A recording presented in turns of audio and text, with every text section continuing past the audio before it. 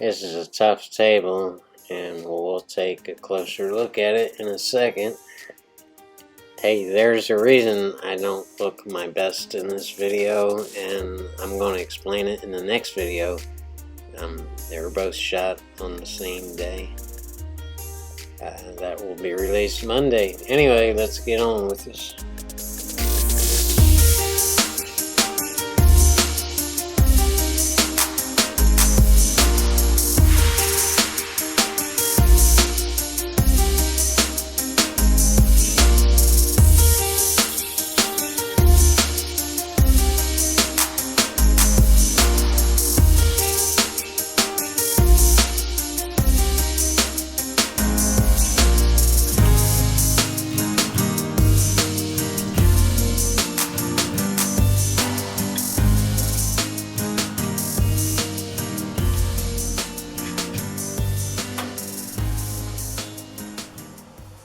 Boy, there's landmines all over this table.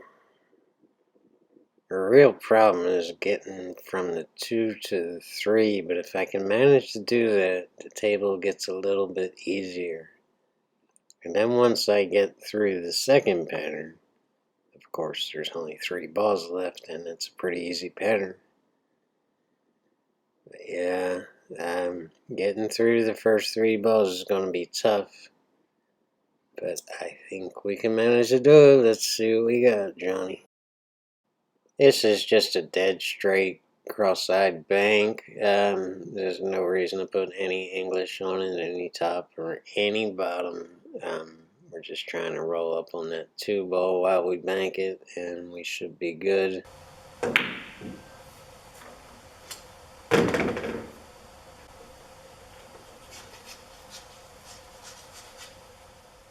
I don't know. Any of you guys have any ideas here? I want to shoot that 3 in the bottom left-hand corner pocket, but that might not be possible. Maybe I've rolled up a little too much on that 2 ball.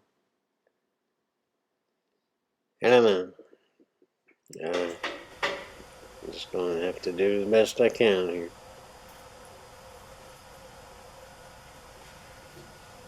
This is too much of a cut to put extreme left-hand English on this to go straight back up table between the 4 and the 6.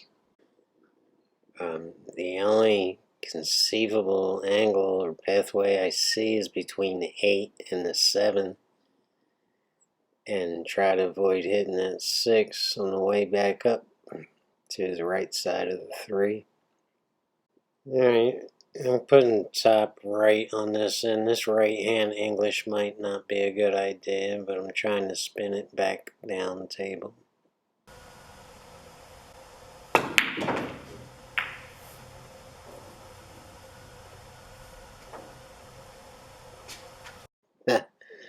Well, the last thing I wanted to do is hit that 8, which is now up by the side pocket. But I got a little bit lucky here and got a decent roll. I'm now on the left side of the 3 ball, but I do have a shot. Unfortunately, the cue ball is going straight into the 6. The tangent line heads straight into the 6, but I'm going to try to just nick this side of the 6 and roll up between that 6 and that 9 ball for a shot on the 4.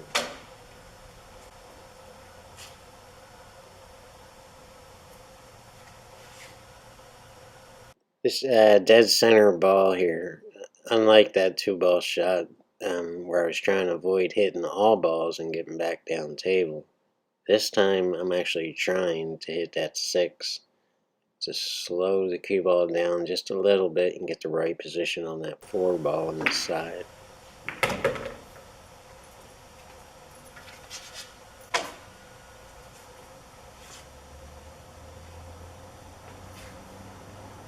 This is a little bit of bottom left here, but don't overstroke this ball. You're just kind of using the momentum of the cue ball to get back up on this 5 and go 3 rails. But as you'll see, I didn't bounce off that 3rd rail hard enough for my liking and made it a little bit difficult to get back on the 6.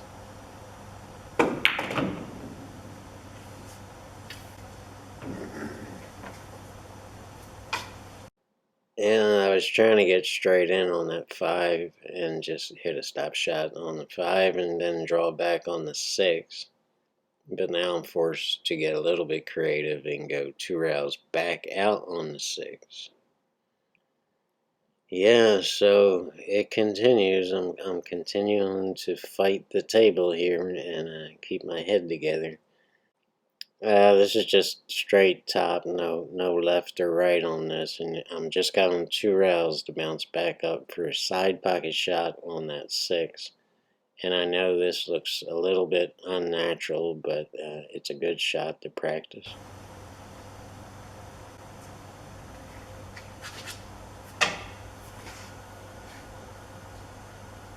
Here's another one that you don't want to hit too hard or overstroke. You're just kind of finessing 2 rails back on the 6.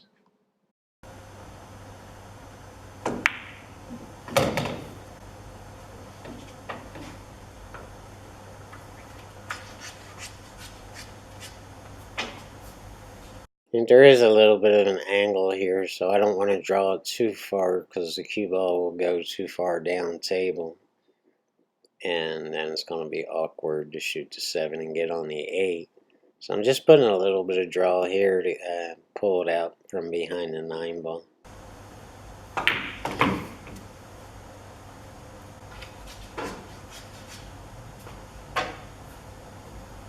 This is a little bit of a finesse shot.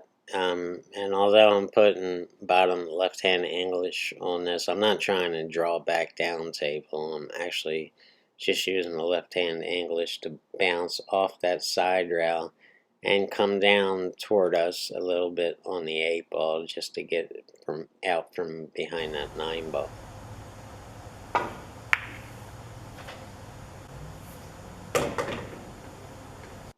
I left myself a bit of a weird angle here. I can't just roll up on this 8 and expect to get behind the 9. It's too thin of a cut and it's going to go too far down table and leave me in a bad position and probably stuck on the rail.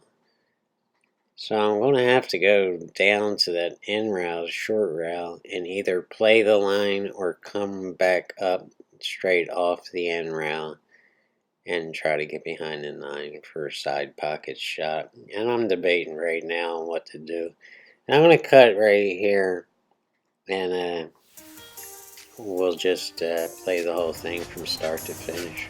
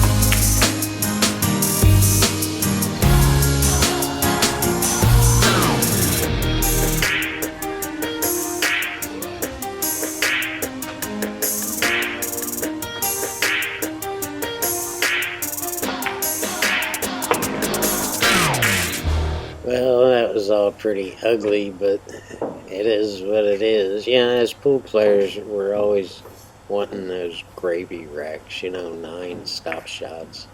And everything's clean and mistake free and just meant to be. And then the fans whisper things like he makes it look so easy. Yeah, well, it was easy. The reality is those racks are kind of rare.